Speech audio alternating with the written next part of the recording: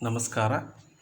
ದಾವಣಗೆರೆ ವಿಶ್ವವಿದ್ಯಾನಿಲಯದ BA 5ನೇ ಚಾತುರ್ಮಾಸದ ಐಚ್ಛಿಕ ಕನ್ನಡ ಪತ್ರಿಕೆ ಕನ್ನಡ ಭಾಷೆ ರಚನೆ ಮತ್ತು ಸ್ವರೂಪ ಅವಧಿ 28 ಘಟಕ 1 ಧ್ವನಿರಚನೆ, ಪದರಚನೆ, ವಾಕ್ಯರಚನೆ. ಇದರಲ್ಲಿ ಕ್ರಿಯಾವಾಕ್ಯವನ್ನು ಕುರಿತು ತಿಳಿಯಬಹುದು.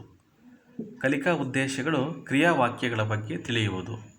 ಕಲಿಕಾ ಫಲಿತಾಂಶಗಳು ಕ್ರಿಯಾವಾಕ್ಯಗಳನ್ನು ಅರಿಯುವರು. ಕ್ರಿಯಾವಾಕ್ಯ ಅಥವಾ ಕ್ರಿಯಾಸೂಚಕ ವಾಕ್ಯ ವಾಕ್ಯಗಳಲ್ಲಿ ಅಡಗಿರುವ ಅರ್ಥವನ್ನು ಅವಲಂಬಿಸಿ ಅವುಗಳನ್ನು ಅನೇಕ ಬಗೆಯಲ್ಲಿ ವಿಂಗಡಿಸಿ ವಿವರಿಸುತ್ತಾರೆ. ವಾಸ್ತವಿಕ ಸಂಗತಿ, ವಿಷಯ ಇಲ್ಲವೇ ಘಟನೆಯನ್ನು ಅರ್ಥೈಸುವ ವಾಕ್ಯಗಳನ್ನು ವಿಷಯ ಸೂಚಕಗಳೆಂದು ಪರಿಗಣಿಸಬಹುದು. ಇನ್ನೂ ಕೆಲವು ನಡೆದ ಅಥವಾ ನಡೆವ ಕ್ರಿಯೆಗೆ ಒತ್ತು ಕೊಡುತ್ತಿದ್ದರೆ ಅವುಗಳನ್ನು ಕ್ರಿಯಾಸೂಚಕ ವಾಕ್ಯವೆನ್ನಬಹುದು. ಉದಾಹರಣೆ 1. ಬಸ್ಸು ಕೊಳ್ಳದಲ್ಲಿ ಬಿತ್ತು.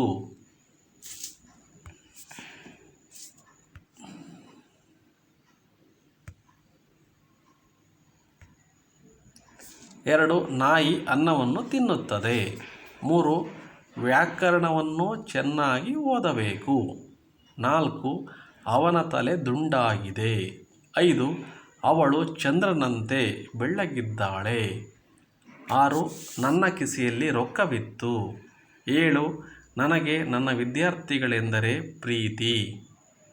ಮೇಲಿನ ಉದಾಹರಣೆಗಳಲ್ಲಿ ಕೊಳ್ಳದಲ್ಲಿ ಬಿತ್ತು, ಅನ್ನವನ್ನು ತಿನ್ನುತ್ತದೆ, ಚೆನ್ನಾಗಿ ಓದಬೇಕು, ತಲೆ ದುಂಡಾಗಿದೆ, ಚಂದ್ರನಂತೆ ಬೆಳ್ಳಗಿದ್ದಾಳೆ, ಕಿಸೆಯಲ್ಲಿ ರೊಕ್ಕವಿತ್ತು, ವಿದ್ಯಾರ್ಥಿಗಳೆಂದರೆ ಪ್ರೀತಿ ಎಂಬಲ್ಲಿ ಕ್ರಿಯೆ ನಡೆದ ಇಲ್ಲವೇ ನಡೆಯುವ ಸೂಚನೆಯಿದ್ದು ಕ್ರಿಯೆಗೆ ಒತ್ತು ಕೊಡುವುದರಿಂದ ಕ್ರಿಯಾವಾಕ್ಯ ಅಥವಾ ಕ್ರಿಯಾಸೂಚಕ ವಾಕ್ಯ ಎಂದು ಹೇಳಬಹುದು.